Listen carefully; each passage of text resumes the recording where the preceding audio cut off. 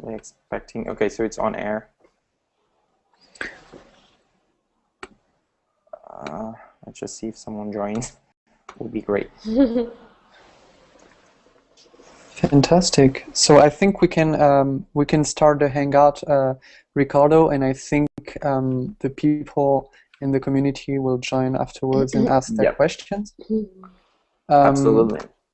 Okay, fantastic. So thank you very much for joining this Hangout, Ingrid. You are the founder and CEO of Pop Expert, and we'll discuss, of course, the great success of your startup and the great idea that you had. But why don't we start with you introducing yourself and maybe giving us some pointers on where you got this idea of starting Pop Expert. Sure. Thank you so much. Happy to be here and to share the story. Looking forward to the event in June. But as a little bit of background, so I worked more or less in the tech industry for most of my career, starting with an internship at Prodigy Internet in the late 90s. And most recently, I was helping a large old data company called Targus Info build their digital advertising data division. And we had a great success with a sale to Neustar for $650 million at the end of 2011. And at that point, I realized that I wanted to give myself the opportunity to really take a chance to step away and gain fresh perspective on what I wanted to do the next time around. So I transitioned out over a few months, and then the kind of two commitments I made to myself when I decided to leave that job were and head off onto sabbatical, which is what I plan to do. One is that I didn't want to make any assumptions of what I would do next. So I think the very typical thing when you leave a job is to figure out immediately what you're going to do next. It's a natural behavior in our culture. And I thought that there was probably value in not doing that. And then the other commitment I made was I wanted to avoid doing any sort of consulting or advisory work.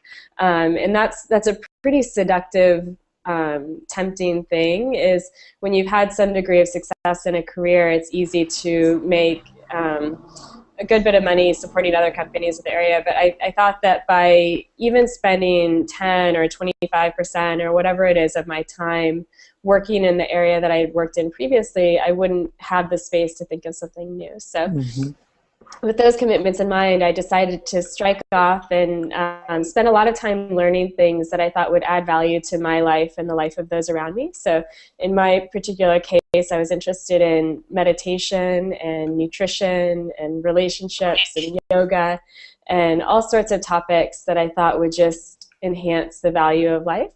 And because I'm somewhat type A, I not only struck off to study those things, but I also ended up studying for about 1,000 hours across the different areas and getting certified as a teacher or coach in a couple of them. So I got certified as a yoga teacher with Jivamukti Yoga, which is by many people considered to be some of the best yoga. And I got certified as a health coach with the Institute for Integrative Nutrition, which is certified about 26,000 health coaches around the world. And the reason all of this is important is because by taking that time to step away and focus on things that I valued, it actually gave me a lot of freedom to be able to discover a whole new market that I found very fascinating. So I learned a lot about all of the people out there who've spent their careers really developing a certain type of expertise and sharing that with other people as their career. And I was just fascinated by that. I appreciated the value that it had added to my life in studying in these areas, and realized that while it's a very interesting market, it still exists pretty much in the analog world. So most of these meetings between teachers and coaches and things are happening in a one-to-one setting, offline, in coffee shops or in small offices or in people's homes.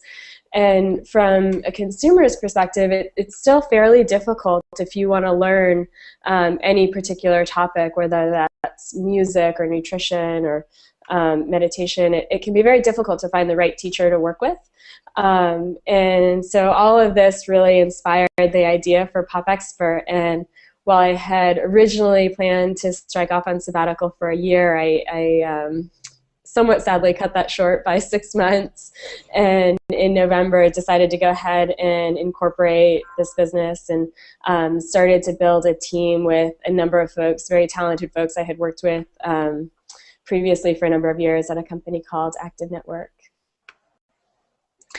Fantastic. So you now have created Pop Expert, which is we'll talk about this in detail. And so what Pop Expert is really a platform for anyone basically to connect with real experts and get their insights and organize some sessions with very easy scheduling. Maybe can you give us more details about how Pop Expert works, and what's the price range of sessions, and what basically you can learn on this platform? Sure. Yeah. So we're officially 6 months old.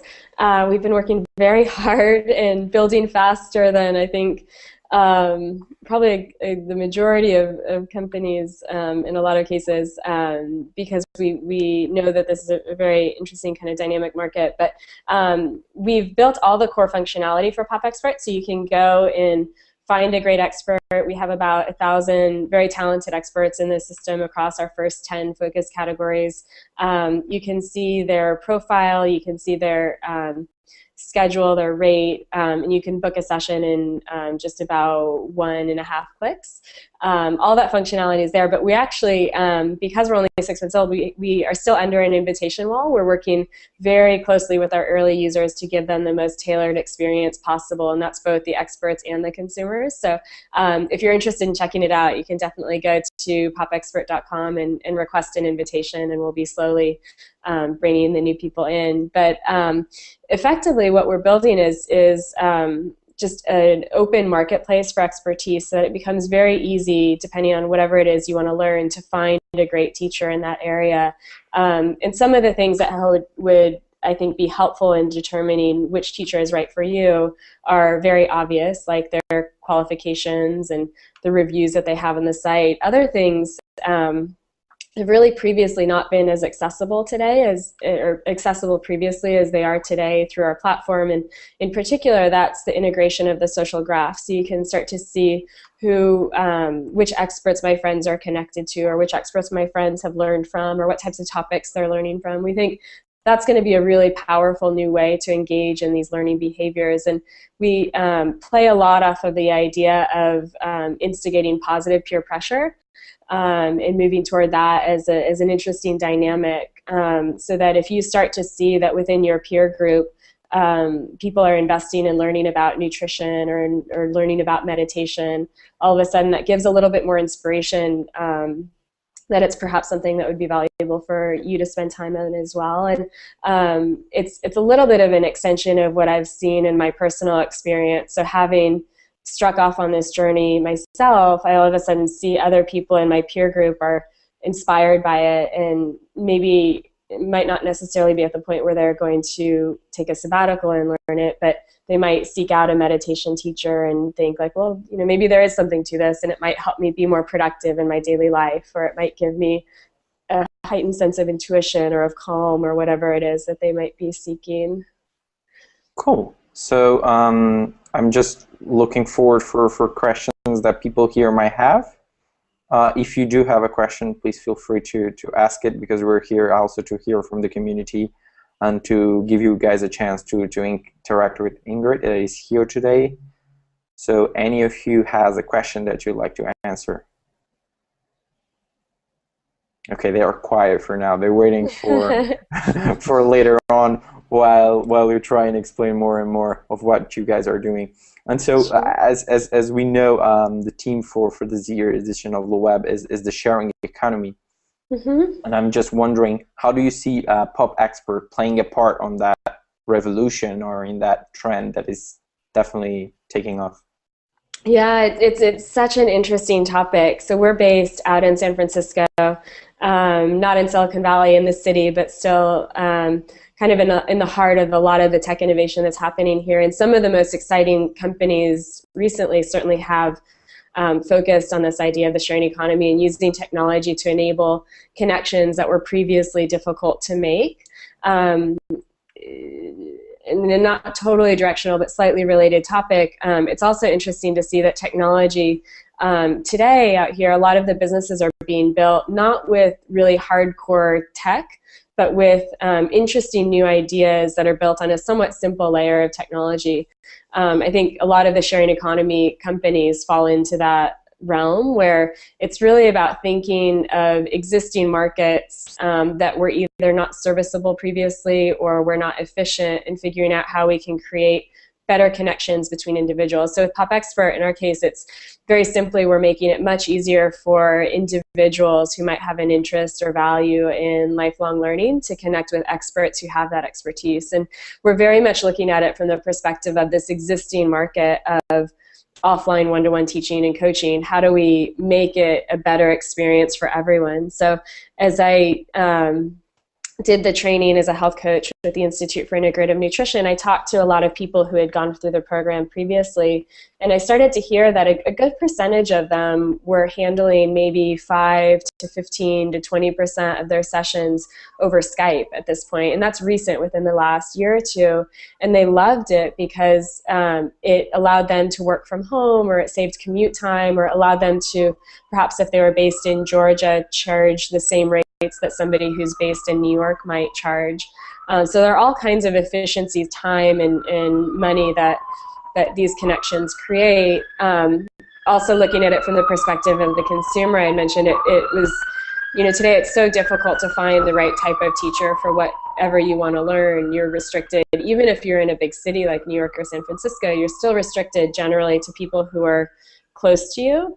If all of a sudden we open up those geographies where some very talented person who might live on a mountaintop in Utah, which is actually one of our experts is in that case, she can now start servicing people anywhere. I think that's a great example of some of the ways that the sharing economy can express itself. And we're seeing, part of it might be the rise of the sharing economy is driven by technology. Part of it might also be because economically, obviously in the US and Europe and around the world, we've seen a lot of challenges over the past few years. And I think people are searching for ways to create a little bit more financial stability for themselves, to also take a little bit more control over their financial prospects. And that might mean working more independently for some people. It might mean supplementing their income for other people. I think it's a really interesting trend overall. Cool. So we do have our first question. I would say we ask Elaine to ask the question directly, maybe. Yeah, I just wondered how you'd evaluate the teachers. How do you evaluate their skills? How do you evaluate them? Yeah, thank you, Elaine. That's a great question. It's something that we spoke a lot about in early days, and we thought we could go. There's a whole spectrum of approaches that we could take. Anything from very, very highly curated review of the very best people. In some ways more like a guilt approach, all the way out to a wide open marketplace, which is more along the lines of like an Amazon or eBay. And we decided that taking the approach of an open marketplace actually makes the most sense for a number of reasons. At a very simple level, the person who's the best expert for me is going to be very different from the person who's the best expert for someone else. And that depends on the economic means, so the rates that you're able to pay. It depends on the level of experience that you already have in that particular category. But it also depends on soft things like the sensibilities and the personality chemistry and things like that. So we felt that for us to make determinations of who the best experts are really wasn't going to be as effective as ultimately leaving it out to the community. So in our case, anyone can self-declare as an expert in anything as long as it follows our terms of service. And we use things like ratings and reviews and social graph data and all sorts of other tools that technology allows to basically surface the best potential experts for any given consumer. And as we continue to develop, we'll use a lot of really interesting data science to become more and more sophisticated about finding the right expert for a particular person based on what it is that they want to learn. Okay, that's just, I suppose, from our experience with meeting people and trying to identify the people that add value to your business, we would go through a number of people before you find the right person. And it's just, I suppose, feedback is that you may have to spend, you may have to spend some money. I suppose you can't quantify how much money you're going to spend before you meet the actual person that is the right fit for you. You know, we in our business, we when we're starting out, you know, you meet people and they're not the right fit and you move on. But it's like you just said, it's the meetings in the coffee shop and you have a quick talk and you see if you are the right fit. And that would be my only concern, is that you're paying for people's time until such a time as you get the right person for you. But if there is ratings and reviews, obviously that's going to eliminate some of that. And then at some stage, you'll have to spend less to get your right person. Am I right in thinking that? Yeah, absolutely. And I think ratings and reviews are one thing, but also that, kind of mentioned earlier a little bit, that social graph component and finding people through trusted networks, whether that's first or second degree connections. You're going to typically have more similar sensibilities and needs to the people that are in your surrounding circles. So we think that'll be helpful as well. Another aspect, which I didn't really mention before, but relates to this topic, is this is probably less true in a business context, more true in a coaching type context. Today, when you engage with a particular teacher or coach, oftentimes you would sign up for something like a 3 or 6 month program off the bat. Same is true a lot of times with music teachers and things. One of the things we're really excited about is we make it much easier for the consumer to effectively take control of their learning and to access learning on somewhat more of an a la carte basis, because they can do kind of one session at a time. And as an individual, I think, like, if I wanted to learn about nutrition and spend 6 months diving really deep into that topic, I actually would prefer to be able to work with a handful of different nutritionists or health coaches who might be able to provide me with different perspectives that I can then synthesize, versus engaging with just one particular person who I consider kind of the end-all be-all guru. And I think this is aligned with where we're heading from a cultural standpoint as well. People are, with access to the web, so accustomed to being able to go out and search for information across a myriad of sources and see different perspectives and synthesize their own view. That's a pretty new phenomenon. It used to be, obviously, that we would have to go to a library and check out a book, and maybe there are a few books, but more or less we were trusting one particular source. So I think the way we're looking at this, and part of what we're trying to support, is also the difference in the ways that consumers themselves are thinking and engaging with the world. An interesting related part of that is that when we look at people's definition of expertise, this also relates to your question, is what is expertise? Is it somebody who's studied 10,000 hours in a particular topic, is, you know, kind of according to Malcolm Gladwell, or is it somebody who's spent 6 months on a topic, is according to Tim Ferriss, or is it somebody who's maybe, you know, spent a week or 2 or a month or something? I think the definition of expertise is really developing quite a bit lately. There was a website that in some ways provided access to expertise back in the late 90s. It was called Keen.com. I spent a lot of time with the founder of that, talking through his business, and he said at the time, this wasn't very long ago, it was 15 years or less, at the time people really didn't self-define themselves as experts. So even if somebody was teaching yoga for 40 hours a week, every week, they wouldn't consider themselves an expert in yoga. They would consider their teacher an expert in yoga. And what we're seeing today with the experts and people that we're bringing into the system is that people typically who are in the kind of mid to end of Gen X and certainly Gen Y basically everyone feels that they're an expert in anything. There's been this really big shift in how people view themselves when it comes to expertise. It's been pretty interesting. Okay. So let me just take on it. The model seems very good, and the way it works seems very good. But I'm just wondering, from the first results that you perhaps have, how do you see working on the real scenarios, with real people, with real teachers? Do you have some data that you can share already with some of the beta testing that you're doing right now? Yeah, I can tell you anecdotally. So right now we're working on very high-touch recommendations. Most of the activity that's happening in the platform is geared toward refining the functionality and figuring out the right ways to get folks engaged and support them, the tools that they'll like during the session. Like we've built out this great session notes feature that's been by far the most popular tool that there is. I think what's really interesting is we go down, and I'll look at this from a personal perspective. I had the idea for the company initially. I decided I was willing to put everything against it in the way that you have to if you're going to strike out as an entrepreneur. And yet it still wasn't until I had my first session on our platform with an expert that I decided to book through the platform that I just found that we had recruited. It was a really striking moment. I actually did a quick blog post on it on our blog.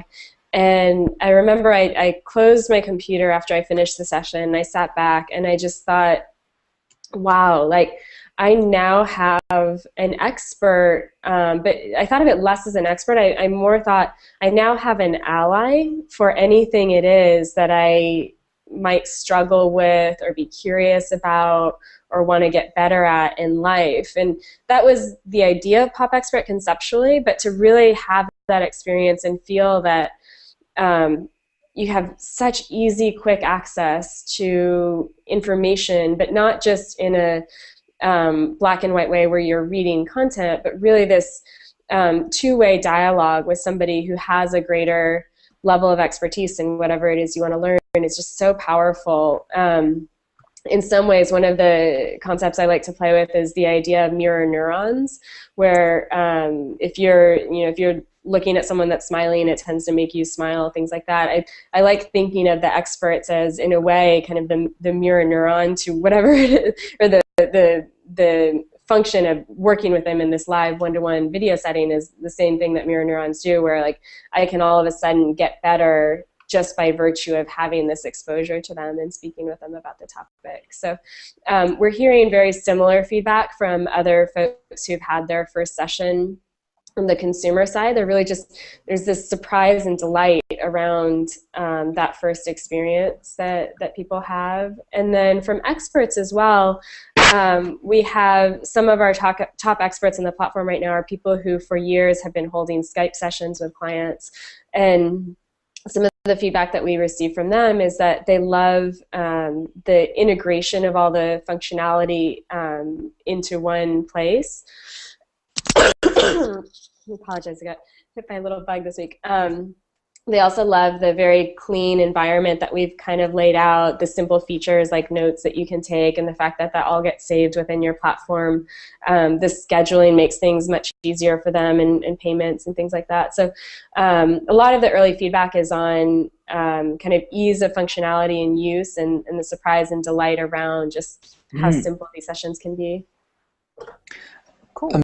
Just a quick question on so basically how the platform works. You said that, so basically when you contact with an expert and organize your first session, it is a video where you have also private notes. And the good thing that you mentioned also is after you've done your first session with an expert, you basically have that connection, that contact that you know you can in the future connect back with that person. So my question is, if I'm starting contacting and starting sessions with a particular expert on a theme that would basically take maybe several sessions, not just one session, is there any way to keep the history of these sessions, keep the records of the notes that have been taken, and how does it really work for people who, like you and me, who would like to maybe start using Pop Expert with in a certain area?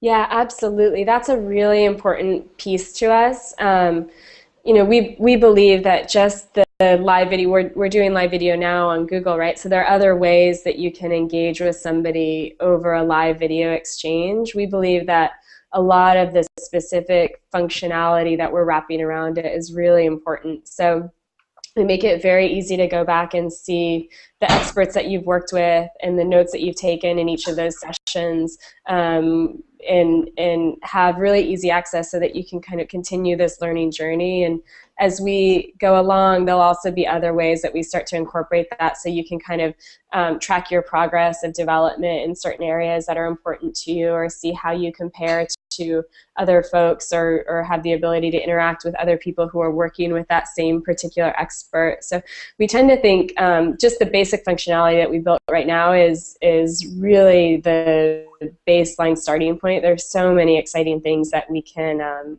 continue to develop on top of that. It's a great question. Cool. So you earlier mentioned that when you're really into something as an entrepreneur, you should put all your energy and all your efforts into it. And I'm just wondering, because we do have a lot of entrepreneurs and a lot of people who are willing to start their own thing. What are like your biggest learned lessons and things you would definitely tell them to do or not do? Oh, it's such a big question. Yeah, this is something I've been thinking about a lot lately, to be honest. So I mentioned for years I've had very close friends who are some of the most successful entrepreneurs, and others who've had, you know, not so great successes. So I've heard a lot of stories, and I thought that I more or less knew what it entailed before I started. And although I'm just 6 months in, I actually realize now that it's just not something you can possibly understand until you've done it. So I've told some of these same friends, I almost feel like now that I've started down this path, it's almost like I've joined this secret club, and the real stories are coming out from them because they know that I kind of get it in a way that I didn't before. I think a few things that are really important to understand, particularly in the entrepreneurial climate we're in right now, it can be fairly easy to get access to seed funding, particularly in the Silicon Valley environment. I think it's true in New York as well. I'm a little less familiar with how things are happening in Europe right now, but so there are consequently a lot of companies that are getting started, and it's also very cool to be an entrepreneur. It's like the new, what investment banking was in the 90s or early 2000s, right? So everyone kind of wants to be an entrepreneur, but it really takes a lot to build a company, and you have to set out with just an incredible level of commitment to making it work. And you have to realize that it's going to take every ounce of energy and effort and belief and everything you can kind of muster physically and mentally and emotionally to see a company through to succeed. And there are going to be, you know, crazy times that you have to face. I have a very good friend who he's been running a company for about 5 years, and I think 2 years ago they hit a point where they had basically run out of cash and they didn't have new funding coming in yet. They were working on it, but his team had already gone for 2 months without any salaries. He had already used a lot of his savings, but he believed with all of his heart that this company had great merit, and he walked into the office one day with $30,000 in cash and just distributed it evenly among the team. The cash was his savings, some of the last of his personal savings, and he did it because he wanted the team to know that he was willing to put everything he had on the line to make it happen. And sure enough, they found a way, they got funding, and now they're really on a great track to be what could be $1 billion company. But most people at that point would have just kind of given up and walked away and said, it's too hard, or I can't do this. So you have to have guts of steel to be willing to do it. And another related thought that I've been playing with a lot is you know, when I took sabbatical, I very much explored the idea of balance and working across, creating balance across life, work, and play, and all these things. And we hear a lot of talk these days about living a balanced life. And as an entrepreneur, that's actually an enormous challenge. And yet I actually think it's very important. So finding ways, even in the course of a day where you start work at 8 and you finish at midnight, finding really micro moments to be able to incorporate things into your life that keep you somewhat healthy and sane. So one of the little tools that I've started to use is if I find a point in the day where either because I've had a tense meeting or because a lot's happening or for whatever reason, I sense that I have more cortisol running through my body or I'm just tense, I'll very intentionally take something like a 60-second meditation break. And we can all give 60 seconds, we can all afford 60 seconds for something. And if you do it the right way, 60 seconds can actually really reset the physiology of your body in a way where you're actually better able to handle these hours or the rest of the day. Things like making sure that you do get enough sleep and rest are very important. Exercise is one that I'm still struggling a little bit to find time for, but I recognize is really important. Nutrition, eating healthy foods, and fueling yourself with the right type of fuel to keep you going is really important. So a lot of these areas are things that I think entrepreneurs of the kind of first .com wave didn't pay as much attention to. They were famous for eating junk food and pulling all-nighters and having it be a badge of honor that you work 20 hours. I think there's a little bit of a shift now that in awareness that treating your body the right way and being very, very conscious of how you're physically managing yourself actually can lead to greater productivity. And while we might have to work 20-hour days sometimes, it's less a badge of honor and more something that's just like sometimes you just have to do what has to get done. Those are some different thoughts on entrepreneurship. No, I think it's really cool. And answering Valentine's question right now on the chat, yes, Ingrid will be at LeWeb London, so yes. we'll have definitely a chance to meet there and exchange ideas. I was just picking up on your observation there that entrepreneurs must put everything on the game. And I was just wondering, for some of the entrepreneurs here who are just starting and might not have either the experience or they might not know if the idea they are pursuing is really the right one and the one that will eventually be impactful. Do you also advise them to go all in? Because taking your 30,000 of savings and putting them into just another Instagram is perhaps not the savviest decision you might make. So there has to be some consideration in there, I assume. And the question the question really is, how do you decide, or how did you decide that Pop Expert was really the thing you wanted to do for your life and the thing you wanted to bet everything on? Yeah, I think the best entrepreneurs I've seen make the decision about the company that they're going to build less because they want to build a company and more because it's just they just can't imagine not to. Like in my case, I didn't fully know what it would take. I had a good sense of what it would take to build a company, and I knew that was a very big commitment.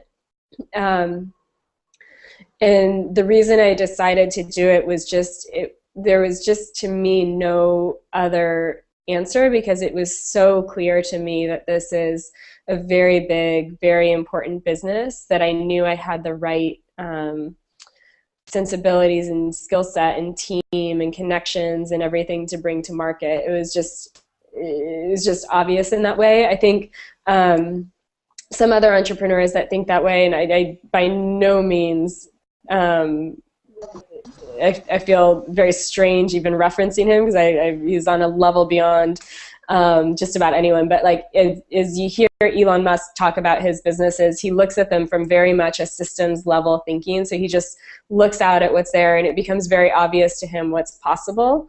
I think that's very contrary to the way a lot of entrepreneurs get started. They start maybe more with the idea of wanting to be an entrepreneur or wanting to start a business, and then searching for something to start, or looking out at the market and figuring out maybe, oh yeah, this seems like a cool hot area, let's do that. So the Instagram copycat example is one.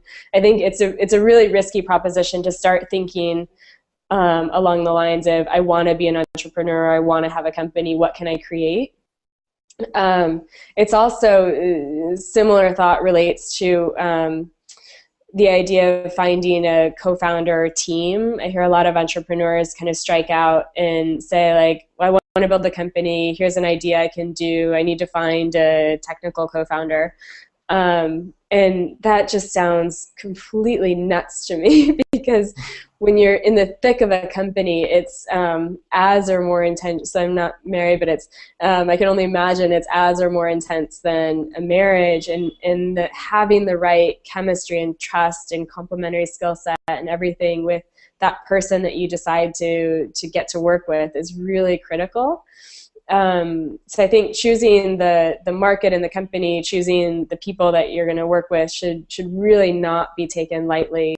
And if all of those things just seem very, it's an idea and market opportunity and timing and everything that just seems so obvious you can't imagine anything else. And if the people that you can work with or you have such great respect and trust and everything, then that's when you're willing to put everything on the line. I think for our business, we've just are at the tail end of our second angel fundraising, and it was very validating as we were speaking to investors.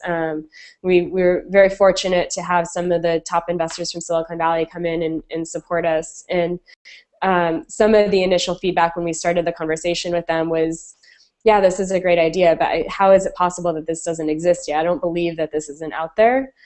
That's the type of response you kind of want in a way to validate that you're on to something that's a really great idea versus like, oh yeah, I get this, that's another Instagram. Okay, cool. So I think we're wrapping up, and I would ask again if anyone has questions since you are so silent right now. And then I would definitely ask you, Ingrid, if you want to share anything else from your experience, from your expertise in the field as well of the sharing economy, with the LeWeb audience that will watch it again as well on YouTube when we finish. Yeah, thrilled to be here. I'm really excited to hear the discussion that emerges in June as we're at the event. There's so many different ways that you can slice this idea of the sharing economy. So one of the newer businesses I just heard of, which in some ways you would think is like, oh, so niche, is actually apparently doing really well, and it's just dog sitting in homes. It's actually a brilliant idea. If you like spending time with dogs and you have a home and you're able to give them the care, like why not take care of somebody's dog when they're away? It's brilliant. Another one that I've just been incredibly thrilled with personally is a company called Zirtual, which I think also fits into this realm, and it's virtual personal assistants. So people who are stay-at-home moms or college students are trained by some of the top personal assistant trainers in the country and serve as virtual assistants. So I work with them, and I have, for $400 a month, I have somebody who spends 20 hours of their time with me, and she can help me with research and scheduling and travel and all sorts of things that take just that last bit of load off my plate and make things more possible. I think it fits squarely into the sharing economy, and I've just been thrilled to see how valuable it is. So excited to hear more about different businesses that also fit into it. And you certainly will. At LeWeb, we would like to recall that LeWeb London is taking place next 5 and 6 of June in the beautiful city of London, of course. And Ingrid will join us as a speaker. We're thrilled to have you in London with us, and it's going to be certainly a good opportunity for you to meet with the community, share ideas, and also see what's happening around the sharing economy world. Again, Ingrid, thank you so much. Unless anyone has any final question, I think we're done. But I'd like again to thank you very much for your time. We know how busy you are, and we will certainly appreciate the time you took to speak with us. Sure, and I just saw from Valentine, there's a quick question on how to schedule a video interview. So the easiest is probably my Twitter handle is Ingrid San, INGRIDSAN. Yep, I'll put it here as well. So you can DM me on Twitter and we can go ahead and find time. And then if anyone's interested in checking out PopExpert, just go to popexpert.com and you can request an invitation from the homepage and we'll get you in. But cool. Yeah, thank you to everyone. Good. Thank you very much. I'll put here your Twitter handle and then we can just get in touch with you. So thank you very much again, and I hope to see you guys in our next Hangout tomorrow. Bye. Thank you so much. Fantastic.